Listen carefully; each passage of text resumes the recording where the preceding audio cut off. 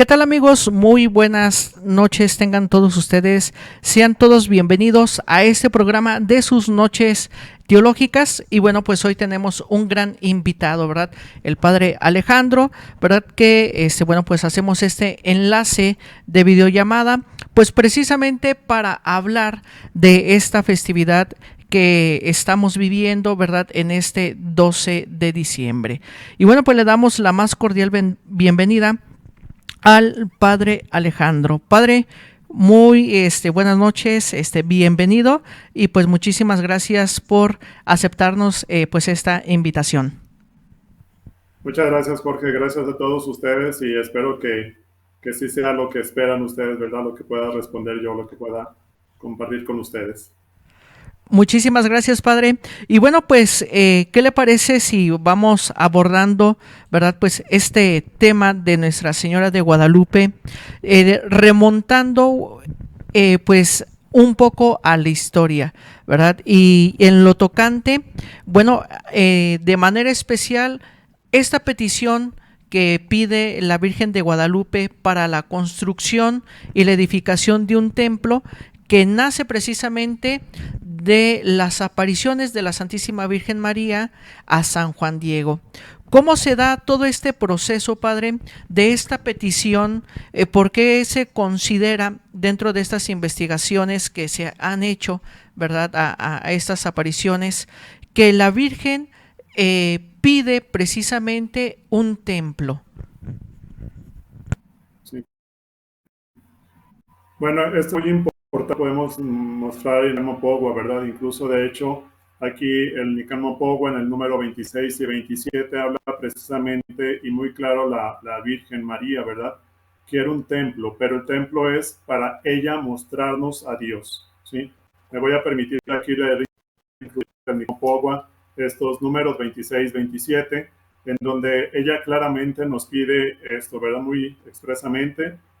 Primeramente ella se presenta, ella dice quién es, qué es lo que quiere, y claramente en estos textos, ¿verdad? Nican Mopogua, el escrito antiguo que tenemos sobre las apariciones de la Virgen de Guadalupe, ahí ella nos expresa esto. Leo directamente el libro número 26, 27, dice, le comunica: ten bondad de enterarte. Por favor, pon en tu corazón mío, el más amado, que soy la perfecta siempre Virgen Santa María, y tengo el privilegio de ser la madre del verdadero Dios, de aquel por quien se vive, del creador de las personas, del dueño del estar junto a todo y del abarcar todo. Mucho quiero, ardo en deseo, de que aquí tenga la bondad de construirme mi templecito, para allí mostrarles a ustedes, engrandecerlo, entregárselo a Él que es mi amor, a Él que es mi mirada compasiva, a Él que es mi auxilio, a Él que es mi salvación.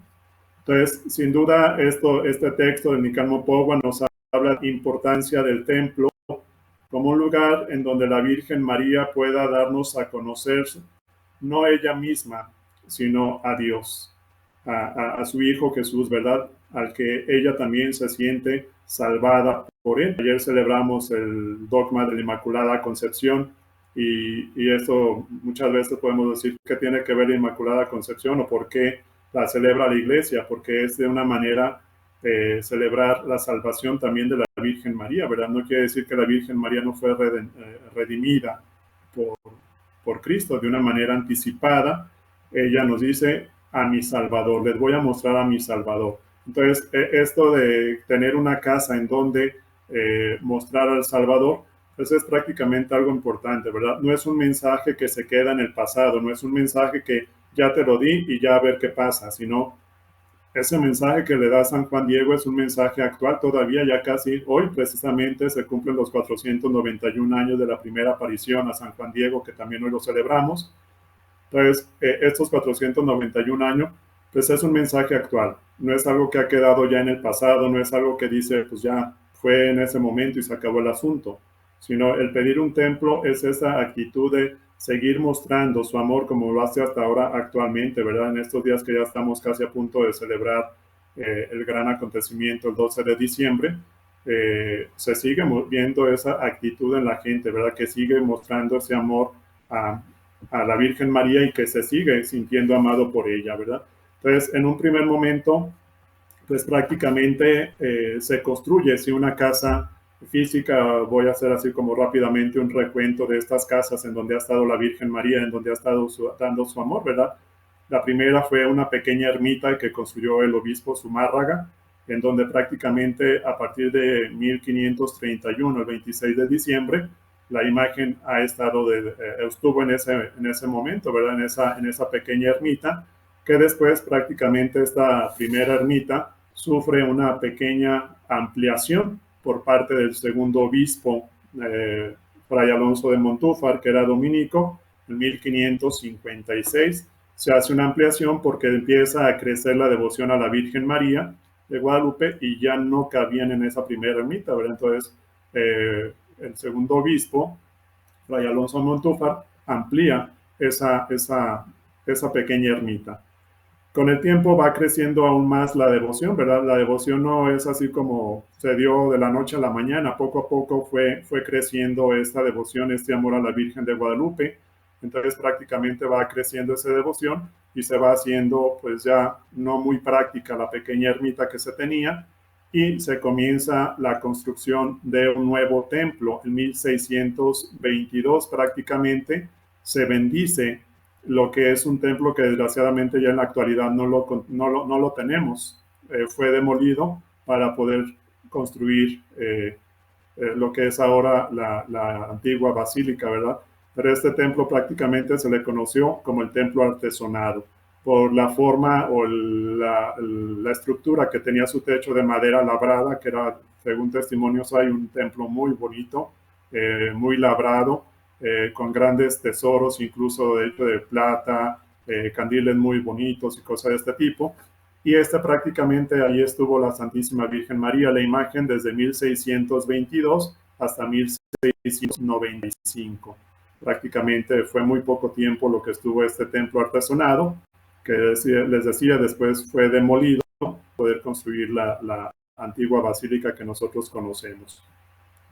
Cabe señalar que también es importante que en este periodo de 1629 a 1634, la Virgen María sale de la basílica, o en ese momento de este templo artesonado, para ir a la Catedral Metropolitana de México, porque había una inundación aquí en México, una inundación que duró 5 años. Entonces fue un periodo muy difícil para la Ciudad de México, entonces para tenerla más cerca, porque recordemos en ese momento, pues ahora prácticamente la basílica está en la Ciudad de México, en ese momento no era así, tenían que hacer un tramo de terracería, podríamos decirlo así, de caminos sin casas ni nada, para poder llegar aquí. Entonces, para tener la imagen más cerca, para tener esa protección maternal de la Virgen María, la acercaron mucho más, llevándola a la Catedral Metropolitana. Entonces, esos 5 años estuvo en la Catedral Metropolitana, perdón, de 1629 a 1634, con ese sentido de acercar más esa protección, de mostrar a ese Dios Salvador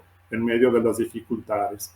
Entonces prácticamente se demuele este templo y a partir de 1695 prácticamente empieza la construcción de lo que ahora conocemos como la antigua Basílica de Guadalupe o el templo expiatorio, que se bendice en 1709 y a partir de esa imagen estará allí hasta 1976, que es trasladada a la basílica que hoy conocemos. Durante este tiempo, pues prácticamente estuvo ahí la imagen en la antigua basílica. Ahí fue el famoso atentado del Cristo, ¿verdad? La bomba del atentado que ya se fue 101 años, que fue este atentado. Y pues prácticamente la última basílica que se tiene, la actual, que fue consagrada en 1976, el 11 de octubre, y el 12 de octubre de ese mismo año se traslada la Virgen a esta basílica, ¿verdad? Hay algunos otros templos aquí mismo alrededor de la basílica en donde ha estado la Virgen así como esporádicamente, o hay algunos en donde incluso ni siquiera ha estado, ¿verdad? Como el Templo del Pocito, nunca ha estado la Virgen de Guadalupe allí, o el Templo del Cerrito, que tampoco no ha estado nunca allí la imagen de Guadalupe. Ha estado sí en momentos a lo que le llaman la parroquia de indios o la parroquia de capuchinas, pero ha sido así como un proceso donde la Virgen María muestra a Jesús, ¿verdad? No es ella el centro de nuestra fe, sino que ella misma nos viene a mostrar a Jesús, y que es en estas casas en donde se ha mostrado ese amor, esa misericordia por parte de Dios. Pero algo yo creo que es importante que actualmente tenemos que ser muy conscientes. Yo creo que la casa también que pide la Santísima Virgen María es nuestro propio corazón. Abrirle nuestro corazón a Dios, abrirle nuestro corazón a esa misericordia, para que también en nuestras casas se vea reflejado esto, ¿verdad? Muchas veces en nuestras casas tenemos la imagen de la Virgen de Guadalupe, pero no solamente debe de ser así como un cuadro más, una imagen más en nuestra casa, sino más bien dejar también que ella nos muestre su amor, su misericordia en nuestras casas, ¿verdad? En nuestras familias, que es algo central, que ella es lo que pide en este mensaje. No solamente una casa material en ese aspecto, sino una casa espiritual, que es algo muy importante que debemos de ir tomando en nuestra vida, ¿verdad? Entonces, sí, esta es la petición de la Virgen, una casa, sí, donde mostrar su amor, donde mostrar a Jesús prácticamente, que es el centro de ese mensaje de salvación, pero también abrir nuestros corazones a ese mensaje de salvación, ¿verdad? Yo creo que es el templo más importante, la casita más importante que la Virgen María pudiera pedir a cada uno de nosotros. Exactamente, padre, y teniendo en cuenta que, bueno, de eso que nos comenta, pues precisamente el tiempo de Adviento, ¿no? Ese tiempo de espera, ese tiempo donde nazca, el Salvador en nuestros corazones, así como la Virgen María, ¿no? Que anunciaba, pues, al Hijo de Dios. Y bueno, padre, pues vamos a nuestra primera pausa. Querida audiencia, pues no le cambie, quédese con nosotros, comparte en sus redes sociales este programa y enseguida regresamos.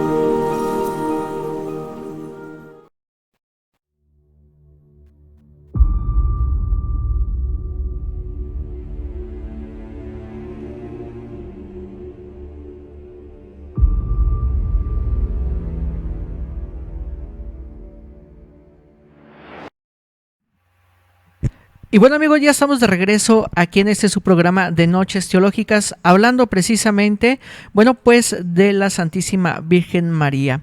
Padre, dentro de este contexto, ¿verdad? Se vienen las apariciones, principalmente a San Juan Diego, después a su tío San Bernardino. ¿Qué sintonía espiritual encontramos en estas apariciones para nosotros los mexicanos? Ya usted nos ha comentado, ¿verdad?, que la devoción a la Santísima Virgen María fue paulatinamente, ¿verdad? Donde los primeros precursores en este sentido, pues bueno, fue San Juan Diego, ¿verdad? En este contexto de las apariciones, nosotros como mexicanos, ¿verdad?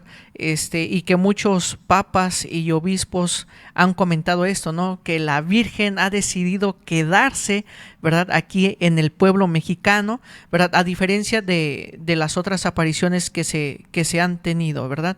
¿Qué podemos rescatar en ese sentido espiritual, padre? Yo creo que esto es algo muy importante, ¿verdad? Ese mensaje de Guadalupe, otra vez lo vuelvo a repetir, no es algo del pasado, es algo que está vigente, que está actual. Y yo pienso que algo muy importante en ese sentido espiritual, tenemos una madre intercesora. ¿sí? Por ejemplo, ya incluso nos podemos ver desde el sentido bíblico, ¿verdad? En el momento de la cruz, un momento de sufrimiento, ella se nos es dada como madre. Mujer, ahí está tu hijo, hijo, ahí está tu madre. Entonces, ya desde ese momento, la Santísima Virgen María es así como nuestra madre. Y en ese aspecto, aquí en México también se nos da en un ambiente de sufrimiento, de dolor. Por ejemplo, pues está la Reconquista 10 años antes, está el sufrimiento, hay desolación, hay depresión en el indígena, porque pues prácticamente ahora podemos ver la historia así como algo fácil, ¿verdad? Pero yo creo que si somos conscientes, no fue nada fácil ni para el indígena ni para el español esas situaciones. Yo creo que para el indígena ver su raza casi extinta, ver también la vivencia de los españoles lejos de sus familias, en medio de toda esta destrucción y cosas de este tipo. Entonces yo creo que el sentir la presencia de la Santísima Virgen María, tanto para uno como para otro, llegó a ser ese sentido de realmente tenemos una madre, realmente tenemos alguien que desde el cielo está pidiendo por nosotros, nos fortalece, y también la actitud espiritual de la Virgen María, ¿verdad? Una actitud de protección, una actitud de estar con el que sufre. Lo podemos ver, ya les decía, desde el momento de la cruz que se nos es dado como madre. También lo tenemos, por ejemplo, en el momento de Santa Isabel, que va a dar a luz a Juan el Bautista, que va la Virgen María a hacerse presente.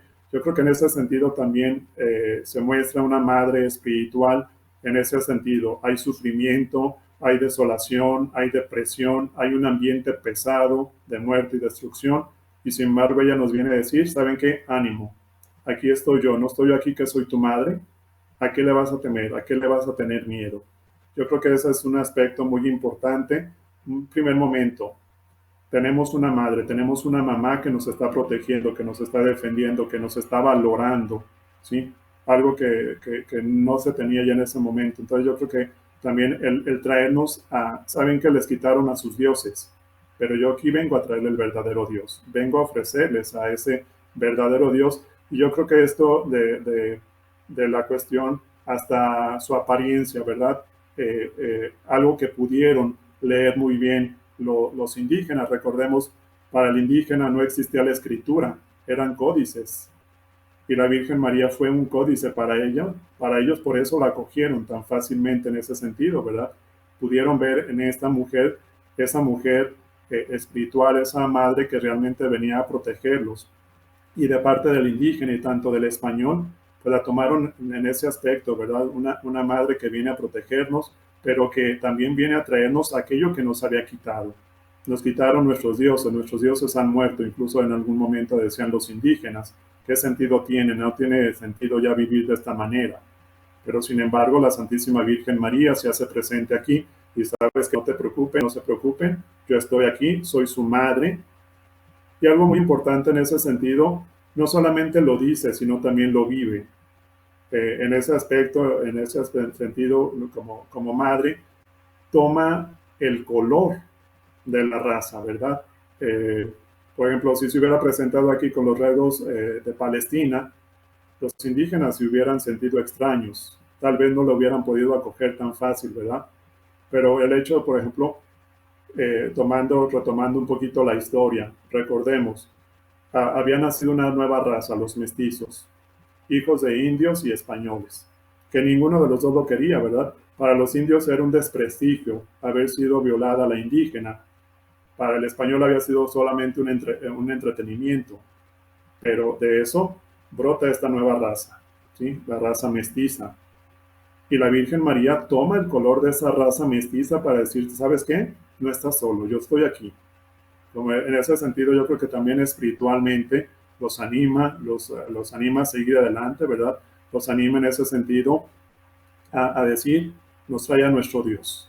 Nos han quitado nuestros dioses, pero nos trae al verdadero Dios. Incluso lo podríamos oír ahorita en el Nicamo Pogo, en el texto que decía ella, ¿verdad? Yo soy la madre del verdadero Dios por quien se vive. Entonces, en ese sentido, ella es muy clara desde el principio. Yo creo que también eso para el indígena, la mentalidad indígena, el hecho de que fuera muy clara de que no vengo a destruirlo, no vengo a quitarles más, sino vengo a ofrecerles lo que se les ha quitado, vengo a estar con ustedes en sus sufrimientos, en sus angustias, vengo a ofrecerles algo que no les habían ofrecido tal vez los demás, o lo habían ofrecido pero no lo habían entendido. Recordemos también el idioma, pues unos hablaban español y ellos hablaban náhuatl.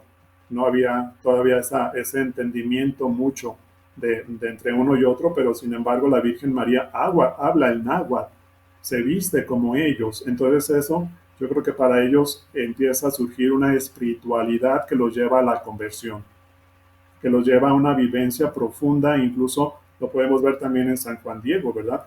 Que antes de las apariciones o del encuentro con la Virgen María, ya había empezado ese proceso de catequización, ya se había bautizado, pero a partir de las apariciones de la Virgen de Guadalupe, registros de la historia, pues dicen que empezó a haber más bautismos, que empezó a haber más conversión, que empezó a haber más acercamiento a los religiosos y que de alguna manera fueron comprendiéndose uno y otro, ¿verdad? Pero ese es ese aspecto muy importante. La Virgen María viene no solamente a dar un mensaje, sino a acompañar en ese aspecto espiritual. Yo soy tu madre, vengo a ofrecerte a mi hijo, no estás perdido, tienes valor, tienes, pues retoma ese sentido, ¿verdad? El valor. Y algo muy importante también característico de la imagen, ¿verdad? Une como hermanos a los dos pueblos, los que antes habían sido, no a lo mejor enemigos, pero sí ese sentido, pues estos nos mataron, estos nos están destruyendo, cosas de ese tipo. Y ella incluso desde ese sentido llega a ser como esa unidad también para los dos pueblos, como un signo de, el mismo Cristo nos dice, ¿verdad? Ámense los unos a los otros como yo los he amado. Y la Virgen María despierta ese amor en el indígena, esas actitudes. ¿Saben qué? Pues ámense los unos a los otros. El español hay que amar al indígena hay que dejarse amar por el español, y esa unidad, Virgen María lo plasma en sus manos, ¿verdad? Incluso si nosotros, perdón, vemos las manos de la Virgen María, pues las tiene en una posición juntas, ¿verdad? Como el techo de una casa, ¿sí? Entonces, y si nosotros vemos más detenidamente, una manita es un poquito más delineada, otra es un poquito más tosca, en donde se ha interpretado en ese sentido la mano del español y del indígena que se unen en la casa de Dios, que se unen al encuentro de Dios. Yo creo que es algo muy importante este mensaje de la Santísima Virgen María en ese sentido. Interesante, padre, porque, bueno, en el siguiente bloque, ¿verdad? Vamos a hablar precisamente de estos elementos que se encuentran en la figura de la Santísima Virgen María de la tilma de San Juan Diego.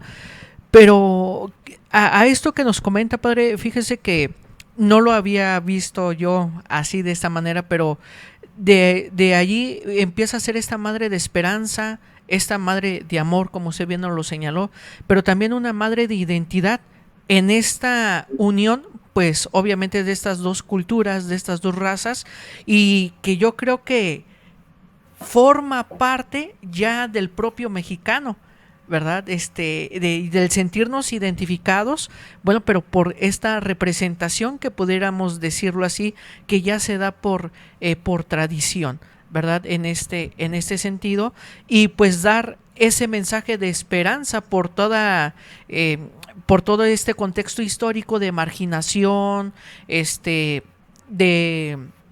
de prohibiciones y bueno, pues todos estos elementos que sufrieron los pueblos indígenas, ¿verdad? Al presentarse como esta madre de esperanza, esta madre de amor, donde pues pide, ¿verdad?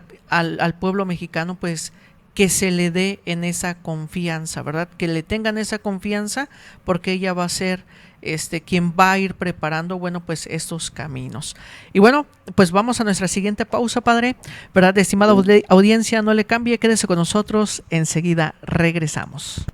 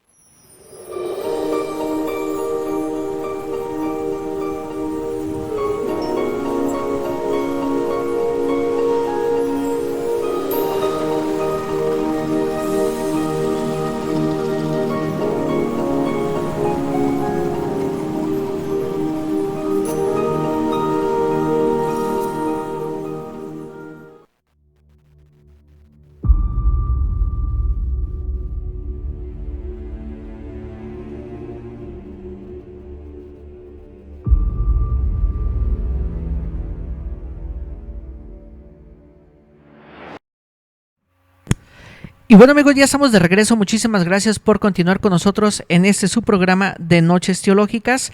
Y bueno, pues vamos avanzando, ¿verdad?, con esta temática. De esto que nos quedamos, padre, en el bloque anterior, aparte de estos rasgos, ¿verdad?, que ya nos señalaba de las manos, ¿verdad?, ¿qué otros elementos podemos encontrar de la Virgen María que toma del pueblo, de los nativos, ¿verdad? Ahora sí, de los pueblos indígenas, ¿verdad? Aparte, bueno, pues de la tonalidad de la piel, ¿verdad? ¿Qué otros elementos encontramos, padre? Sí, sin duda, les decía ya también hace un momento, ¿verdad? La Virgen de Guadalupe llega a ser un códice para el indígena. Otra vez, ¿verdad? Repito, eh, ellos no utilizaban la escritura, no conocían la escritura como nosotros. Para ellos prácticamente basta ir a ver los pergaminos, que prácticamente eran ilustraciones, eran, podríamos decirlo así ahora en nuestro lenguaje, dibujitos de que los acontecimientos de los años, del transcurso de la historia, ellos los iban plasmando así. Seguramente Dios en su sabiduría ya sabía esto, ¿verdad? Entonces por eso no es solamente el discurso. Yo creo que por eso incluso el mismo Dios determina, es necesario que quede ella ahí grabada, ¿verdad? Como ese regalo, para que lo entiendan, para que no quede en el pasado, para que sepan que es esto, ¿verdad? Entonces, prácticamente la Virgen de Guadalupe está plasmada de esos signos de amor, de misericordia de Dios para con el hombre reflejado. Yo creo que el más importante, bueno, ya lo había dicho, ¿verdad? El color de la piel, que muchas veces por cariño le llamamos morenita, pero en sí no es morena, sino mestiza, como para decir, yo aquí estoy, soy su madre, ¿verdad? Mírenme, tengo el mismo color que ustedes. Era prácticamente una raza muy desprestigiada, incluso de hecho hay historiadores que dicen, pues los mestizos eran los niños que se veían en las calles, en los mercados, comiéndose lo que encontraban tirado, la fruta podrida. Hay historiadores incluso que así se refieren a los niños, ¿verdad? Recordemos, prácticamente esta raza tenía cuando mucho 15 años de haber nacido, ese producto de violaciones, ese producto de todo este tipo de cosas no adecuadas de esa vivencia. Entonces está esta raza que nadie quería, ni el indígena, ni el español, pero esa actitud de la Virgen, ¿verdad? Yo estoy aquí, soy su madre, tengo su color, tengo su raza, soy de ustedes, ¿verdad? No soy de otro más, sino soy de ustedes. Yo creo que el signo más importante es el color que ella toma. Sus manos como signo de unidad, como signo de reconciliación. Han hecho las cosas mal tal vez, pero yo vengo a reconciliarlos, yo vengo a unirlos con ustedes, ¿verdad? Entre ustedes para que sean hermanos, como es lo que el mensaje de salvación, ¿verdad? Ámense otra vez, ámense los unos a los otros, como yo los he amado. Si tienes algo con tu hermano, ve y reconcíliate primero antes de venir al templo, ¿verdad? Esas manos que simbolizan ese templo, esa protección, ese cobijo, pues me quieres a mí, también quiere a tu hermano. No somos diferentes, ¿verdad? Si nosotros nos fijamos también un poco más en el vientre de la Virgen María, aparece la flor de cuatro movimientos, que es portadora de alguien sagrado. ¿Sí? Esa flor era ese signo de alguien sagrado. Y ella viene a mostrarnos, ¿verdad? Algunos dicen, pues está embarazada. Yo la verdad, desde mi punto de vista, no puedo decir que la Virgen de Guadalupe está embarazada porque es una realidad. Y si ya ella en 1531 nos había dado al Salvador en la noche de la Navidad, no puede estar embarazada. Yo lo tomo como es portadora de alguien sagrado, ¿sí? Su mensaje es de alguien sagrado. Para mí es una actitud una postura muy personal, ¿verdad? Yo respeto las posturas que puedan tomar los demás que digan que la Virgen de Guadalupe está embarazada, respeto su posición, pero si está embarazada, tarde o temprano tiene que dar a luz otra vez. Y no puede ser posible esto porque ya nos dio el Salvador, ¿verdad? Yo lo tomo como un signo de que es portadora, lleva consigo, no como en un embarazo, sino en su corazón y en su persona, esa actitud. Entonces, esa flor que prácticamente, bueno, aquí voy a señalar más o menos en el bien trabajo de la cinta negra, que allí no se alcanza a ver muy bien, ¿verdad? Pero ya en sus casas, cuando tengan esa cercanía con la Virgen, ahí aparece esta flor. Y si nosotros nos fijamos, es una flor única en su manto. No vuelve a aparecer para nada esa flor, que es ese signo de la divinidad. Eh, Desde mi punto de vista, nuevamente lo repito, ¿verdad? Y respeto cualquier punto de vista de los demás. Para mí no está embarazada, sino es portadora. Trae a alguien importante en su corazón, ¿sí? Otro de los signos prácticamente pues es su cabellera, ¿verdad? Ordinariamente entre el mundo indígena, ordinariamente las mujeres que eran casadas se recogían el pelo. Una mujer casada no podía andar con el pelo suelto, ¿sí? Y ordinariamente se hacían ellos chonguitos, así como que medios paraditos aquí atrás, ¿verdad? Hace un chonguito en la parte de atrás de la cabeza y eso significa que ya era una mujer casada, que ya pues había estado con algún hombre que era su esposo. Y la Virgen María, si nosotros fijamos en Guadalupe, aparece con su pelo suelto, como una doncella, hablándonos también incluso en ese sentido de su virginidad, que es algo muy importante, ¿sí? Entonces, es importante ese signo también para ellos, ¿verdad? Es una mujer que es virgen, pero también es portadora de alguien sagrado, no es cualquier mujer.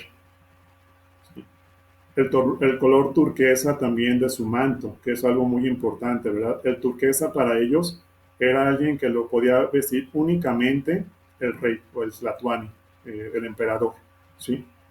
Nadie más podía utilizar ese color. Y vemos cómo la Virgen María con toda dignidad utiliza ese color de los pies a la cabeza. Si nosotros nos fijamos, su manto prácticamente la cubre de pies a cabeza, como diciendo, yo soy alguien importante, no soy cualquier persona, no soy cualquier mujer, soy alguien importante para ustedes, ¿sí?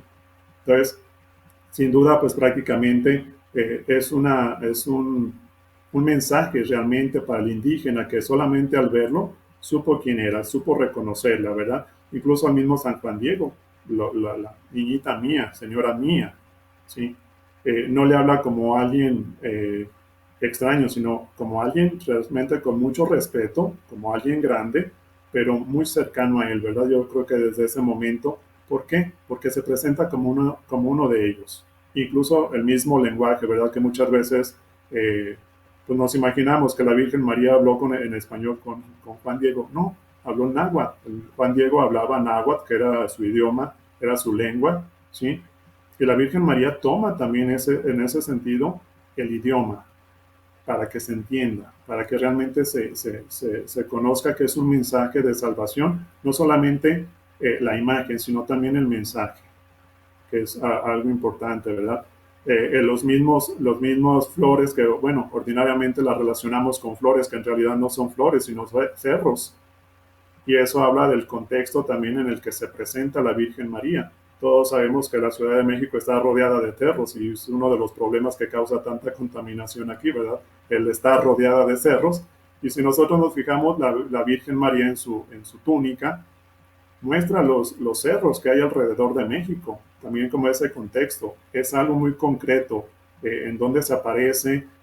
Incluso el cerro para los indígenas era algo muy importante, ¿verdad? El mensaje, el lugar del mensajero. Si nosotros vemos en la cuestión de la historia, prácticamente los mensajeros se ubicaban en los cerros para poder tener vigilancia. ¿Quién viene? ¿Quién se acerca? ¿Quién se va? Viene el enemigo, pues si estaba en las llanuras o en cosas de ese tipo, no iban a alcanzar a ver todo esto. Entonces, los mensajeros, aquellos que llevaban las buenas noticias o las malas noticias, también estaban ubicados en los cerros. Si nosotros nos fijamos, ordinariamente, pues esta túnica de la Virgen María está también en ese símbolo de los cerros, la buena noticia. Le traigo al Salvador, les traigo una buena noticia, no es cualquier noticia, sino es algo muy grande, ¿sí? Por ejemplo, la cinta que utiliza, la cinta negra que utiliza ahí abajo del pecho, que era uno de los signos, ¿sí? De una mujer embarazada, pero en ese sentido se puede también entender una mujer que porta a alguien importante, ¿verdad? En ese sentido ya cristiano, no en el sentido indígena, sino como en el sentido cristiano. Si cristianizando ese signo decimos, pues es la portadora de Dios, ¿verdad? Es la madre de Dios. No puede, bueno, desde mi punto de vista, no puede volver a estar embarazada la Virgen María si no tuviera otro hijo. Y sabemos que nuestra fe nos dice un solo hijo, es Jesucristo. Nosotros somos hijos, sí, pero por generosidad de Dios, ¿verdad? ahí tienen a tus hijos, ahí tienes a tu madre.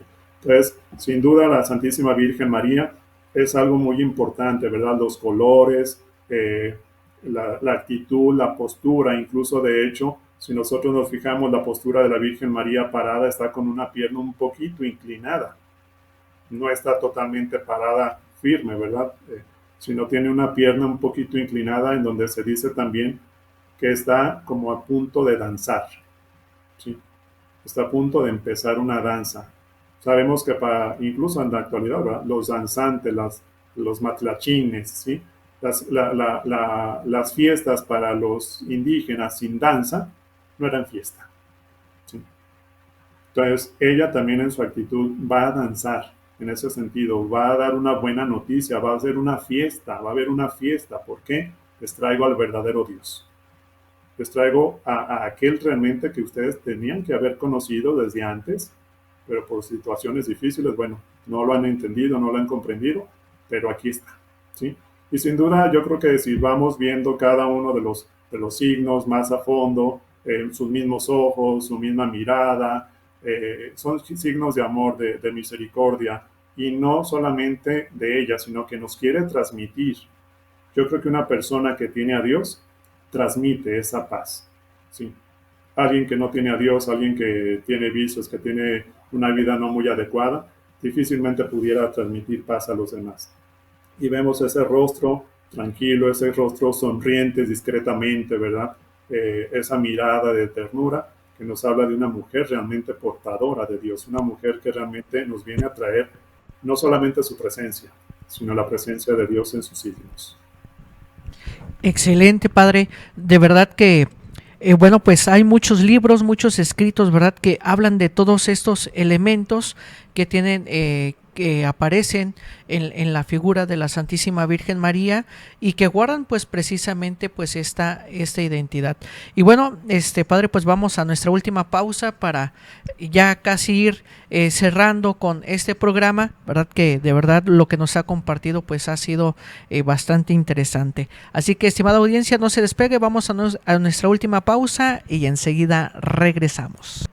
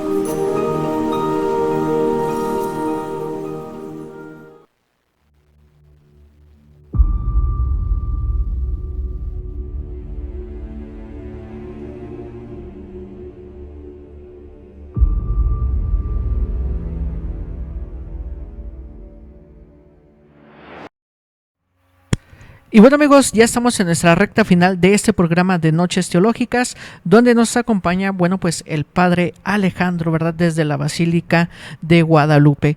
Padre, por último, ¿por qué la Virgen escoge el nombre precisamente de Guadalupe? Y ¿por qué se le conmemora también o se le da ese nombramiento de la emperatriz de América? Sí. Incluso, de hecho, el nombre ha causado ciertas confusiones, ciertas situaciones difíciles, ¿verdad? El nombre, si nosotros nos fijamos y leemos detenidamente el Nican Mopogua, no se lo da a San Juan Diego. A San Juan Diego se le presenta como la siempre Virgen María, Madre del verdadero Dios por quien se vive. El nombre prácticamente se lo da a Juan Bernardino, cuando se le aparece para curarle, para interceder por él, ¿verdad? Aquí algo muy importante, no es ella la que lo cura, sino Dios por medio de ella, ¿sí? Incluso siempre hay que tener mucho cuidado con eso, ¿verdad?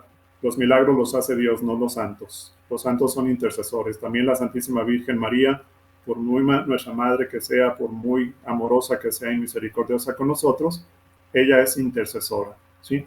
Entonces, prácticamente el nombre se lo da a Juan Bernardino, no se lo da a Juan Diego, y pide ella ser nombrada como Guadalupe. Prácticamente es el nombre que ella pide. La verdad, así como que hasta la fecha todavía sigue con ciertas discusiones por qué Guadalupe y no otro, cosas de este tipo, cosa que no hemos experimentado bien todavía esa situación, ¿verdad? Incluso, de hecho, en un primer momento despertó ciertas situaciones de, pues, ciertas rivalidades en cierta manera, ¿verdad? En Extremadura, España, hay una imagen también llamada incluso de Guadalupe, Nuestra Señora de Guadalupe, que no tiene nada que ver la figura de una con otra, ¿verdad? La figura de allá es, es una virgen morena, muy, muy morena, incluso pues prácticamente casi negrita, tiene un niño en sus brazos, la apariencia es prácticamente, podríamos decir, como una virgen de Zapopan o una virgen de San Juan de los Lagos en ese sentido, ¿verdad? Y en un cierto momento sí causó cierta rivalidad. ¿Por qué Guadalupe esta? Porque si ya existe la otra, entonces ¿por qué esta, verdad? Ha sido algo que es algo que no se ha podido determinar por qué la Virgen María escoge este nombre, pero sin duda, pues lo más importante yo creo que es el amor y la misericordia que ella toma, ¿verdad? Porque a veces nos metemos en camisa de 11 varas queriendo saber cosas que decimos, bueno, ¿para qué? Lo importante es, ya nos dijo ella, su amor y su cariño, su ternura que nos tiene, que está con nosotros. A lo mejor lo más importante es ver más bien su mirada misericordiosa, su ternura, su presencia entre nosotros. El del nombre ya alguna vez cuando estemos en el cielo le preguntamos, oye, ¿por qué en México decidiste de Guadalupe, verdad? Ahí ya hay que dejarlo de tarea para cuando estemos en el cielo, una tarea más. Claro, que Entonces, esa es sea algo bien nuestra importante. motivación, ¿no? Para alcanzar nuestra salvación, ¿no? Que nos lo llevemos Queremos de saber tarea por qué, eso. hay que echarle ganas. Hay que portarnos bien para verla cuando estemos en el cielo y de, oiga, ¿por qué Guadalupe? ¿Por qué no otro nombre, verdad? No lo sabemos así con toda determinación, toda esta situación, pero yo creo que es eso, ¿verdad? Lo más importante es quedarnos con ese amor y esa misericordia. Yo creo que el nombre es lo de menos, que podía ser la madre, la de misericordia, la madre de clemencia, la madre de la esperanza, que es nuestra madrecita, ¿verdad? También en ese sentido, nuestra morenita, nuestra niña, que es lo que yo creo que la actitud con la que nos refiramos a ella es lo de menos, sino, perdón, el nombre, la actitud es lo más importante, ¿verdad? Ese responderle esa misericordia, y no solamente a ella, sino a quien a ella aporta, ¿sí? El título también de emperatriz o reina, que es prácticamente algo similar, ¿verdad? Emperatriz es la esposa del emperador. Entonces, en ese sentido, la que tiene autoridad suprema, la que tiene la máxima autoridad. Aquí, ordinariamente, pues este es un título que ya se le ha dado últimamente. Durante muchos años se le conoció como reina, ¿sí? Ya incluso prácticamente para para 1590 en un documento que desgraciadamente es muy poco conocido, ¿verdad? Nicán Moctepana.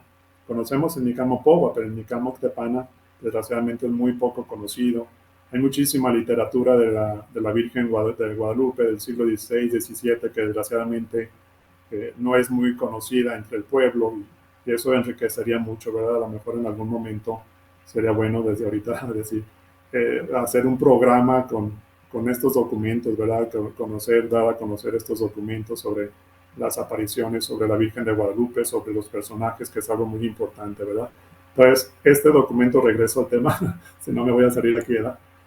Este documento es bien importante, ¿verdad? El Nicán Moctepana, que es muy diferente al Nicán Mopogua. El Nicán Mopogua es el acontecimiento guadalupano, ¿sí? El Nicán Moctepana es un documento de 1590 en donde va narrando incluso en primer momento en náhuatl, ¿verdad? Está escrito en náhuatl todavía este libro, no es español, sino en náhuatl, después se han hecho traducciones, en donde se recogen los primeros milagros de la Santísima Virgen María de Guadalupe, ¿verdad? El primero, el 26 de diciembre de 1531, cuando resucita un muerto, cuando traen la imagen a la procesión, es herido uno de los muertos, perdón, uno de los danzantes, muere el danzante y le hacen la petición a la Virgen de Guadalupe cuando la traen en procesión. Y ahí es cuando por primera vez, incluso también en este texto, aparece que le llaman Nuestra Reina. ¿Sí?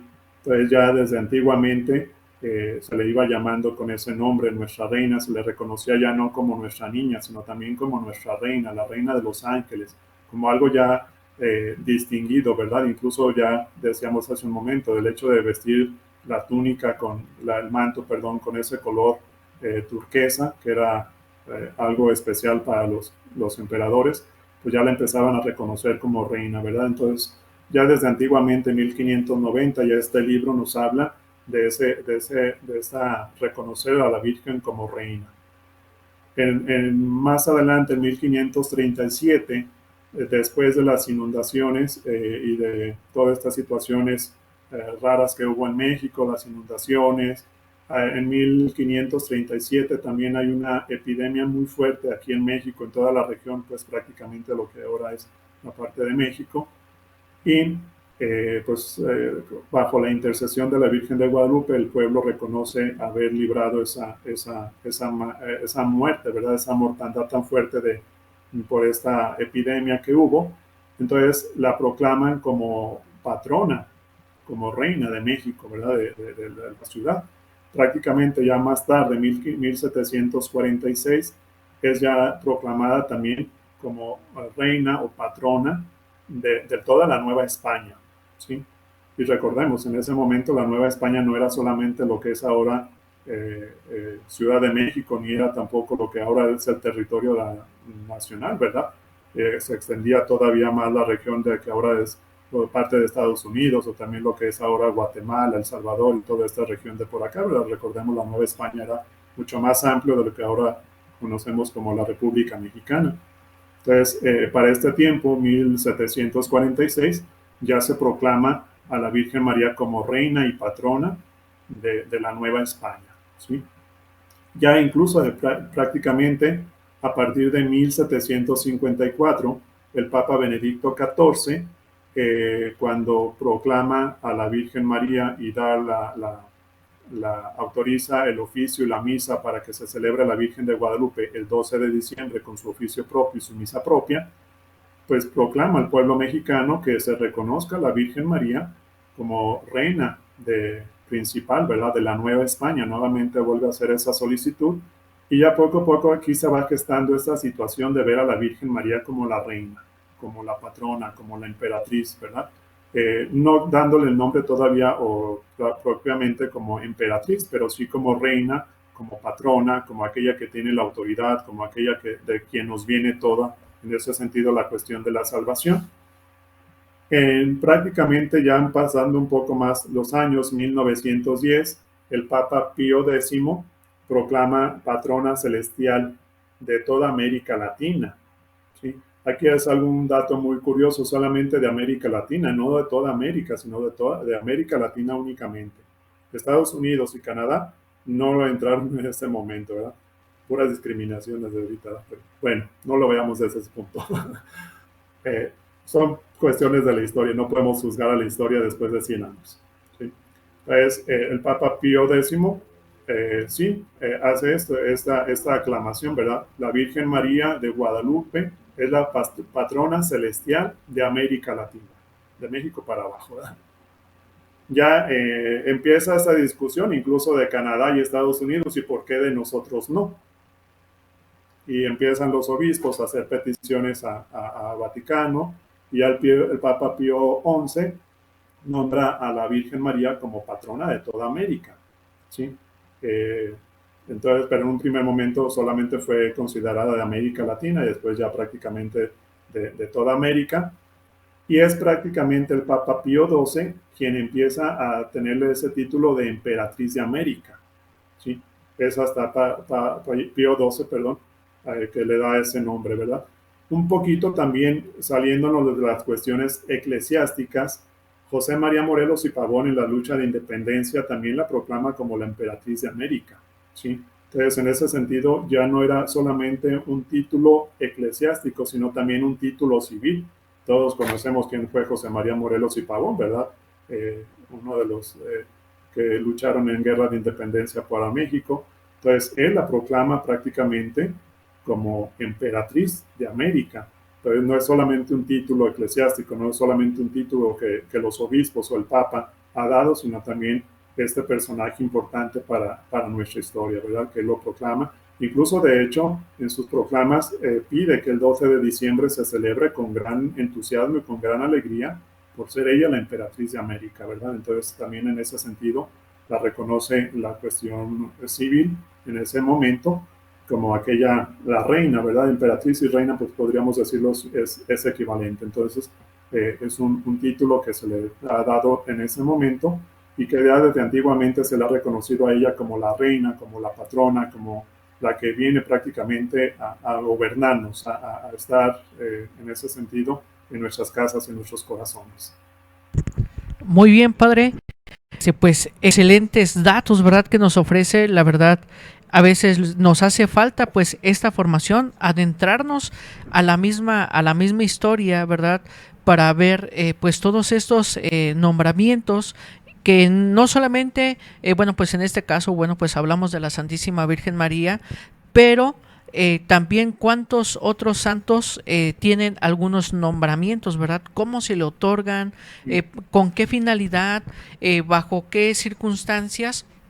Bueno, pues los obispos, ¿verdad? Piden los nombramientos o inclusive, como bien nos lo comentaba, ¿verdad? Los mismos papas pues dan estos nombramientos. Y bueno, padre, Sí. pues quizá está de más, ¿verdad? Hacer esta pregunta. Sabemos que la Basílica de Guadalupe pues tiene bastantes misas, ¿verdad? Pero para aquellos peregrinos, ¿verdad? Que van durante todo el año, ¿cuáles son los horarios de misa, padre? Horarios de confesión, horarios de oficina, ¿verdad?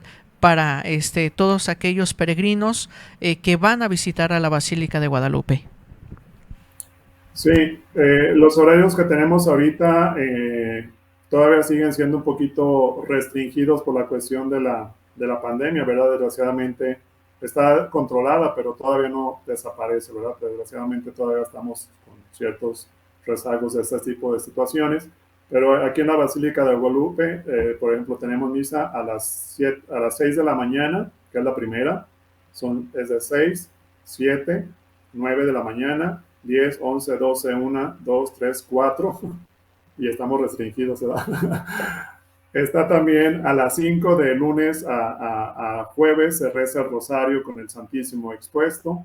Y luego después sigue misa de 6, 7 y 8 de la noche. Los sábados, viernes, sábado y domingo no se reza el rosario, se da la oportunidad para tener también la misa, ¿verdad? Entonces, prácticamente son las misas que tenemos de 6, a partir prácticamente de 6 y 7, y luego se interrumpe a las 8:30, se reza laudes, que es la oración de la mañana, ¿verdad? Litúrgicamente la oración de la mañana, en donde los sacerdotes que trabajamos aquí en Basílica, o intentamos trabajar por lo menos, se hace ese rezo, ¿sí? Y prácticamente a partir de las 9 de la mañana hasta las 4 de la tarde hay misas, a las 5 está el rosario y de 6 a 8 de la noche hay misas, ¿verdad? Y con excepción de viernes, sábado y domingo, no hay rosario, hay misa de 5 de la tarde, ¿sí?